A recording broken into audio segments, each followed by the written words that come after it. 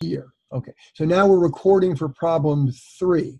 So problem 3, and a lot of these free responses are going to ask you to draw a graph, and that's why I'm having you draw them and scan them. Oh yeah, and for those of you that are just here for the first time, I need to go over real quick. When you turn in your assignment, the only thing you need to turn in are your 3 answer sheets. So you're going to need to scan those. So you're going to print your answer sheets out, hand write, and hand draw your answers, just like you're going to do on the AP exam in May. And I've given you this a graph so that these graph lines, so that the graphs are a bit easier to draw. And draw them, as legibly as you can, and use the space, and only scan your answers. You don't have to scan and turn in, the problem. So you're only going to be scanning and submitting on Blackboard problem 1 answer sheet, problem 2 answer sheet, and problem 3 answer sheet. Okay? Now, so this is actually asking you to draw 1 graph for a monopoly and 1 graph for a perfectly competitive firm. Now, this is really jumping ahead. So you're not going to understand completely everything about this, but I don't think it's a bad idea at all for you just to get some, just to start practicing drawing these graphs. So you want to draw and label the demand curve and the marginal revenue curve for each of the firms. So what you're going to draw, and it doesn't have to be as pretty as this, but it needs to look a lot like this, okay?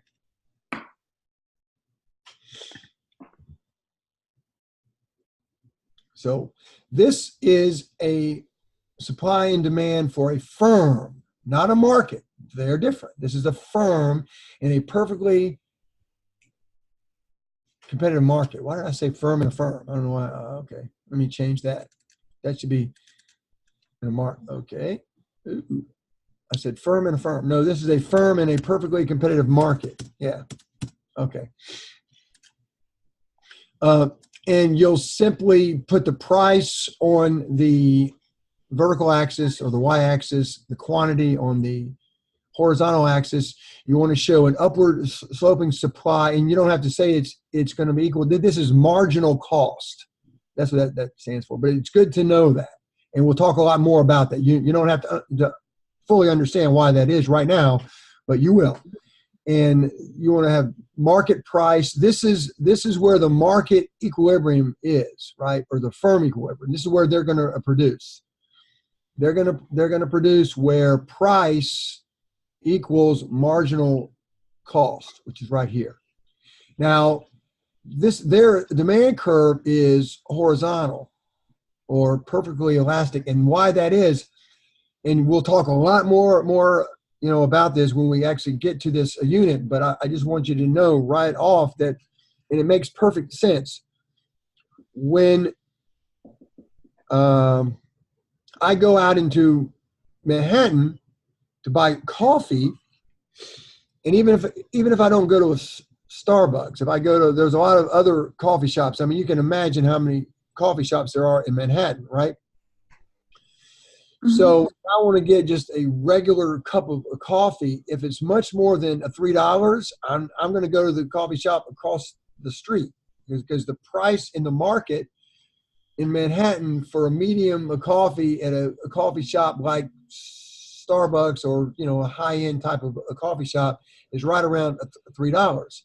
And so the firms take the price from the market. So their price is going to be their demand, or also what we call their marginal revenue, the change in revenue. So when they sell me a cup of coffee for $3, they earn a revenue of $3. So their change in revenue, their gain or marginal gain in revenue is the price. That's why it's the same thing, right?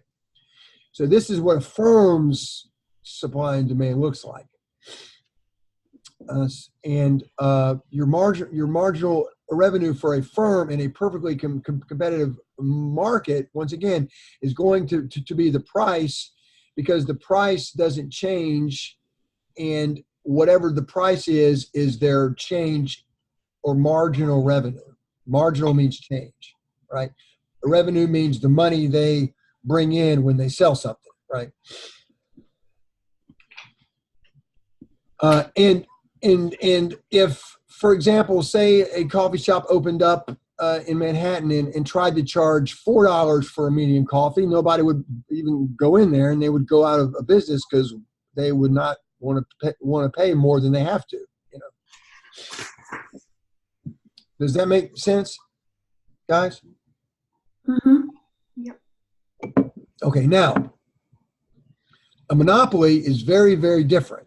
And we're going to be talking about this a lot all year, but there's nothing wrong with just drawing one right the first week of school, just because, you know, you're going to, you know, there's a 99.9% chance that you're going to have to draw this on the AP exam in May and answer questions about it. Either you're going to have to draw one or they're going to have one for you and you're going to have to analyze it. So either way, you're going to need to really know this, okay?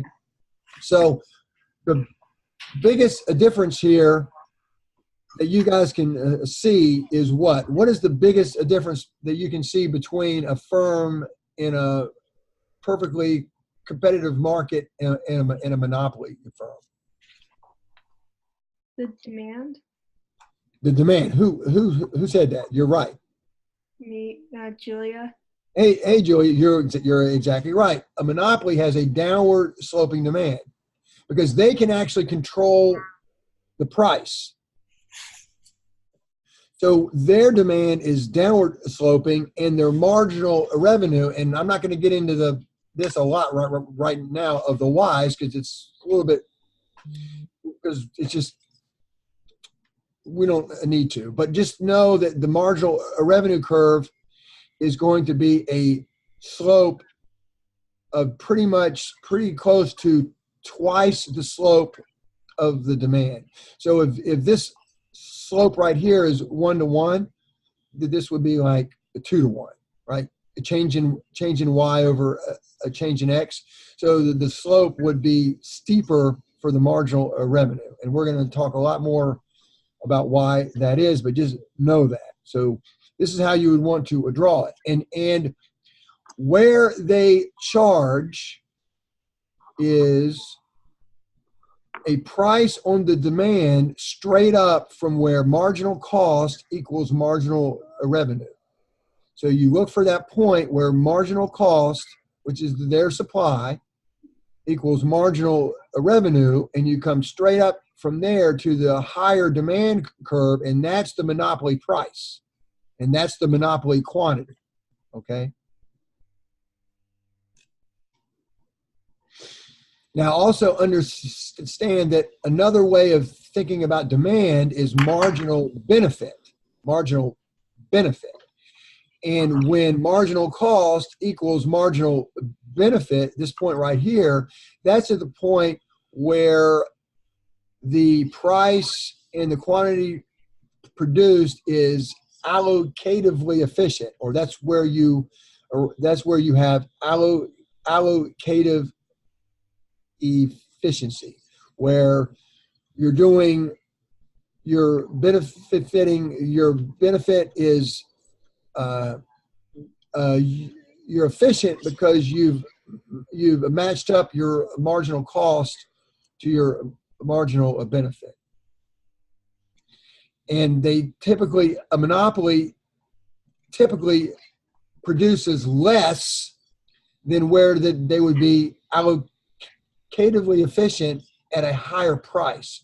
Because if you look, if we're defining allocative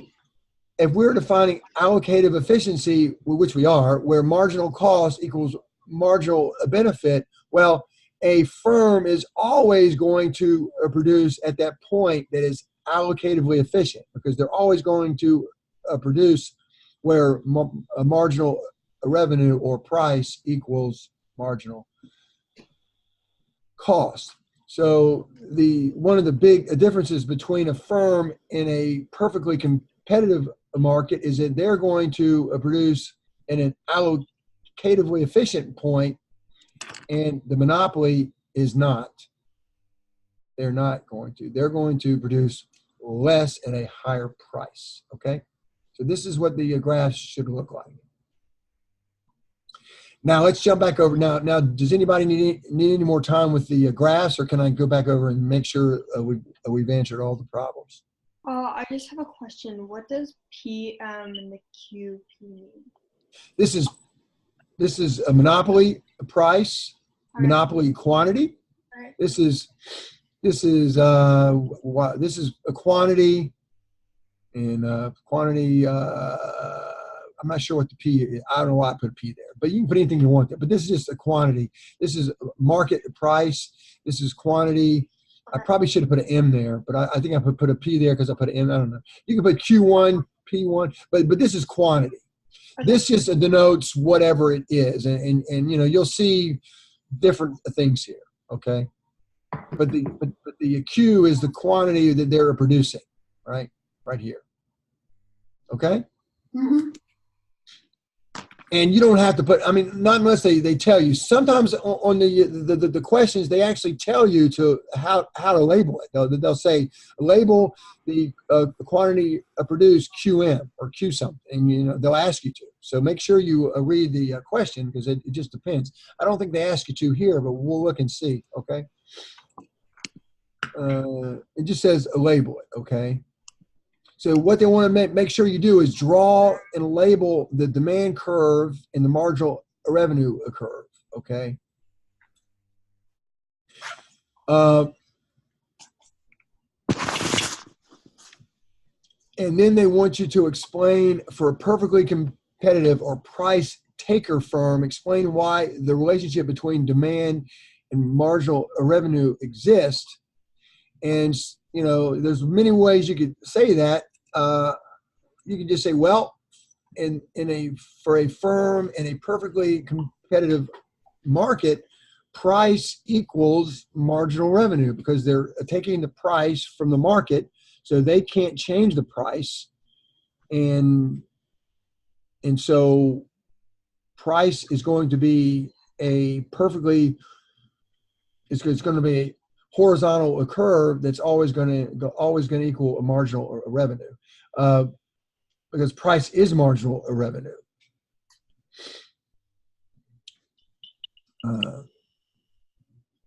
Something like that. I think the key here is they want you to say that they're equal. The demand equals marginal revenue. And another thing you can say is, and you would say if you understood it at the end of the year, and I don't want to confuse you a whole lot, because this is a term you haven't heard yet, but you would certainly say that is perfectly elastic. In other words, if the price changes off of this price at all, if it goes up at all, quantity for this firm goes to zero. If a coffee shop opens in my neighborhood and wants to charge $4 for a cup of coffee, they're not going to get any. They're going to sell zero, right? So that means perfectly elastic. If they raise the price at all, the response is totally it's very high response. The response is no one buys it. There's no. So that's what we call perfectly elastic, in that a total and complete response, is I should say extreme response. Normally, if you have a downward sloping in demand, if you raise the price, then fewer people will buy, right? If we come from here, this price right here, and we have QM, and we put the price up to here, we would have half the quantity sold, but it would, or consumed or demanded, but it wouldn't be nothing. But here, if you went up from here to here, you would go from Q, whatever Q is, whatever that is, 1,000 or whatever, to zero. It would just go doom. It would be nothing in between. So that's why we call it perfectly elastic. And you would and we're going to talk a lot more about that. So if you were answering this problem in May, you would say that, okay? But how do I answer the question B? B? Yes. Did you say B? Yeah. I just said how to answer it, but you want me to give you that? You can. Like in a sentence. Yeah, you want to say in a perfectly competitive firm, demand equals marginal revenue. Okay, because the demand curve is perfectly elastic, and there's only one price. So you can say, use those words in it, right? Read about it too. Watch the videos and, answer it in your own words. I don't want to give you like a verbatim answer. I want you to understand and then answer it, in a way. So understand that the relationship between, they're asking about, explain why the relationship between demand and marginal revenue exists. So what they're actually asking you is, why are they equal? Why does demand equal marginal revenue? Because demand is the price and marginal revenue is the price. That's why they're equal, and they're a price taker, so they only have one price. Okay, so if you just write this, if you just say price equals MR equals demand, for now, you're going to get, I'm not going to grade you. I understand you don't, you're just starting, so you don't have to give me some beautiful answer. Just, the main thing that I'm going to be looking for is, did you draw the graphs? Because I want you to practice drawing the graphs. And did you draw them fairly accurately? Like, you want to, if you drew something that doesn't look anything, that I can't tell what it is, it just looks like, I want it to look like this. So use a ruler if you have to use a ruler, but make sure that I can tell what you're drawing, okay? Because the graders on the AP exam are going to want to be able to tell what you're drawing. The last one is, for a monopoly firm, explain why the relationship between demand and marginal revenue exists. Okay, well, this is a little more complex, and all I really want you to put for that, let's just think about this for a second. Because in a monopoly,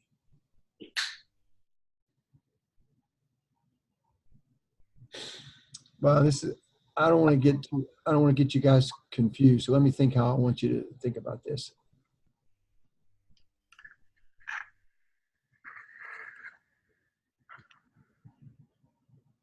Well, just say it like this. A monopoly has market power. A monopoly has the ability to determine price and quantity. Therefore, marginal revenue is going to be less than the price. And that's good enough, because the real answer is complicated, and you have to understand some things. And I don't want to get you to, let me just say, the real answer that you would give in May, you would say that, see, because when you raise the price, or no, let's say if you lower the price,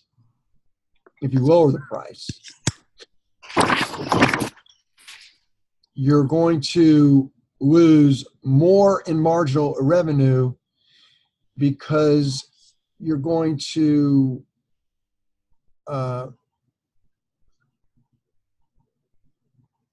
how do I explain that? I'm not going to mess up.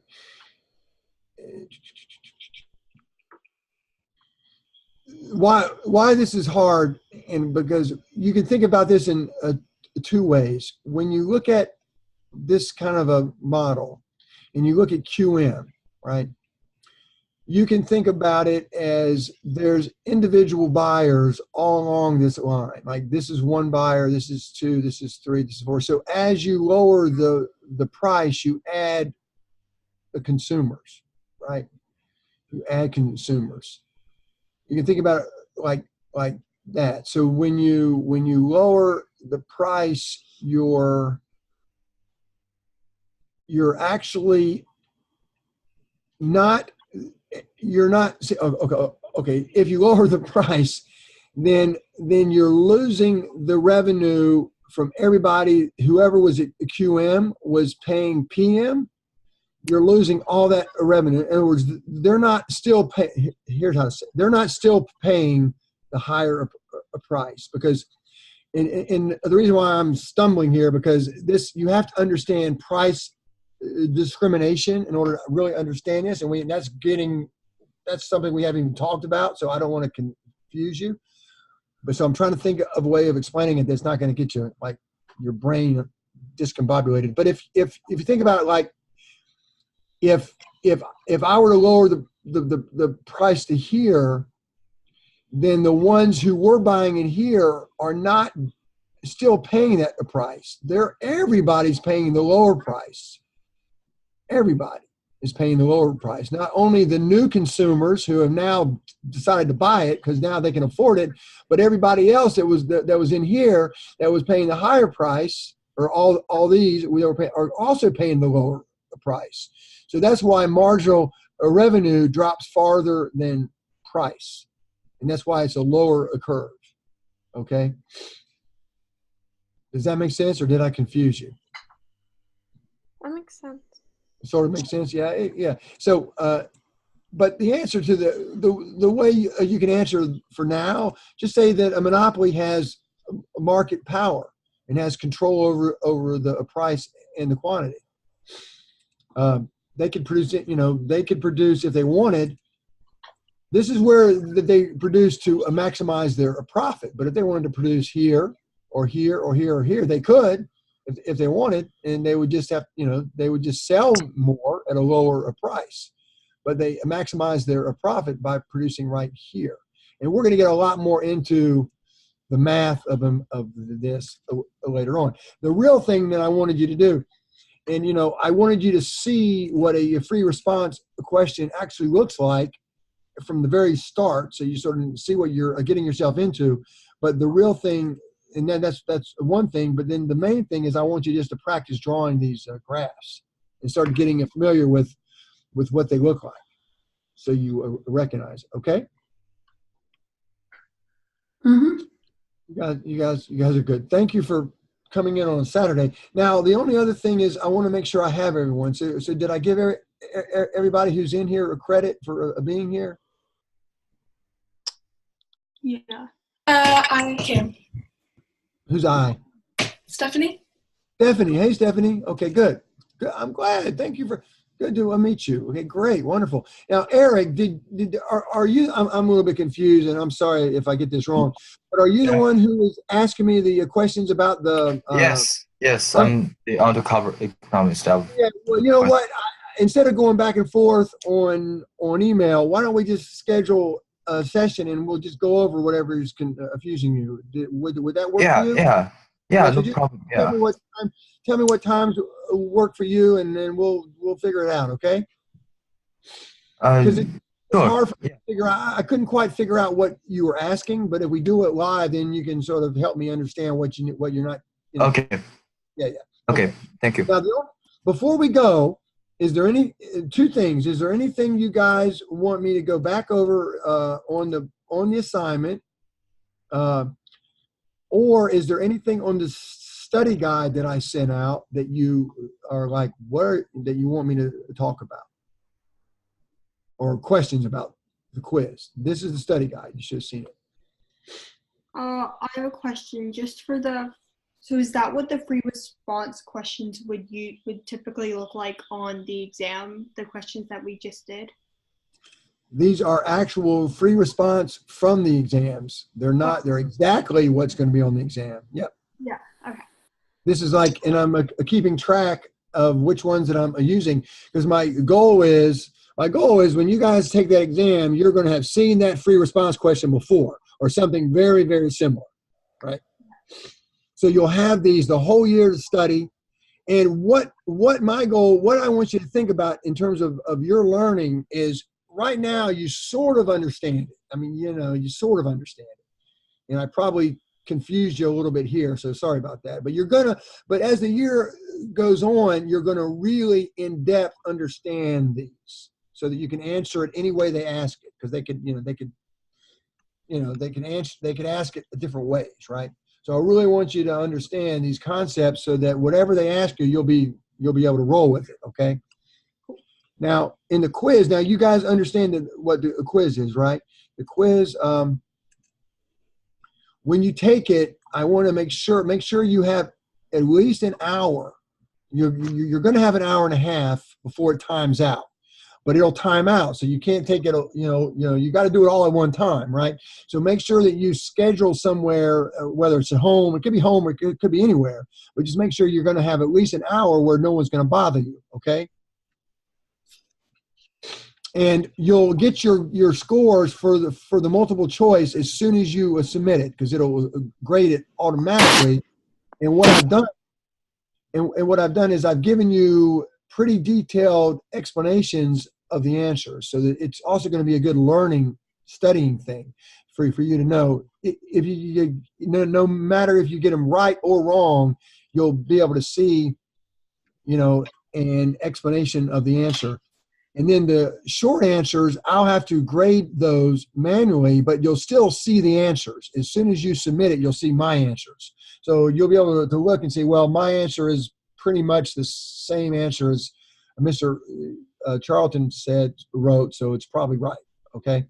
And then the same is true. I'll have to manually grade your 2 free responses, but you'll see the correct answers as soon as you submit it. So you should get a pretty good idea of what your grade is, okay? And how long are the short answer questions supposed to be, like 2 paragraphs or? No, like a sentence. Oh, okay. Like they're basically a multiple choice questions, except instead of having multiple choice, you're going to write the answer out. Oh, so it's literally only a sentence? It's a short answer, yeah. It's like they're like whatever a multiple choice question would be. It might just be one word. I mean, it's probably going to be more than one word, but it's not a long. I don't need you to write a lot, right? Just answer it, And it's funny because I tell my college students all the time, they over answer things. Just answer the question. You don't need to write about just because I don't have time to read all that anyway. Just very concisely answer it. And what I've done, just so you know, the short answers are AP multiple choice questions that I've converted into short answers, so that you just answer it without seeing the choices, right? Cool. And then the 2 free response are going to be very similar to 2 of your 3 homework questions. So if you can do and understand the homework, you shouldn't have any trouble with these 2 free responses, okay? And then on top of all that, as long as you can, obviously this one right here in the study guide gives you a hint that one of the free response in the quiz is going to be a lot like the 3rd problem we just went over, right? When you read this in the study guide. Mm-hmm. And then there's going to be some, and then some of the short answers are just going to be what is scarcity, or defined term. So as long as you know everything, as long as you know all this, and then when you look at this, also think about being strategic in looking at your book and your videos right here for assignment 1. And you can easily see the ones that you want to, the ones that you want to spend time on, whatever you see here, when it matches up with what I'm asking you to know here, opportunity cost, production frontier, opportunity cost. Look how many times you say absolutely. So you can see right there what the emphasis is going to be, right? So it would behoove you, obviously, to make sure you view these once or twice even, right? And then I read on the study guide also, it said that you could use your notes. You sure can. Okay. I was Absolutely. Now it's up to you, right? One thing you can do if you feel confident is you can say, you know what, I'm going to go through this quiz without the book. And then if I feel confident, fine. But if there's one I'm not quite sure about, I'll check on it, right? Okay. So I would suggest that you see what you can do without the book. Okay. Just sort of see what just so you know what you know and what you don't know, right? But if you need to use the book, fine. What I don't want you to do is do it as a group, okay? Because if you do it group, then it ends up, I don't know what you don't know what you know, and I don't know what you know because somebody else knows it. You might not, right? Mhm. So that might not be an issue here as much as in the macro, because in the macro, like a bunch of kids from the same school, and I shouldn't say kids, students, young adults, I'm sorry, from the same school or taking it, which is, and it's might be attempting for them to sort of do it as a group effort, but that's not helpful, okay? That's okay. All right. Now, let me see if what we've got going, let me see if so we have,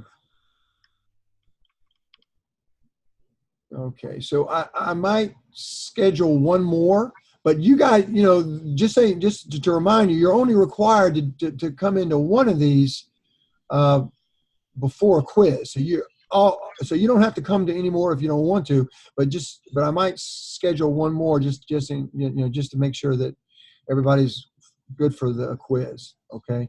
And maybe to give the students a chance to come in that haven't come in yet, okay? But just so you know, you only have to come into one, and then I'll be posting this video, so if you miss part of one, you can always watch the video, okay? So thanks for spending your Saturday afternoon with me. It was fun, and have a good week. And Eric, email me, and we'll set up a time to go over your questions. Do you mind? Because it's only like small questions. So do you mind we talk to you after this video? Actually, I have somewhere I got to go, man. Okay. 5:30. I gotta get out of here. But Okay. But just when you get a chance, we'll do it. I'll make myself.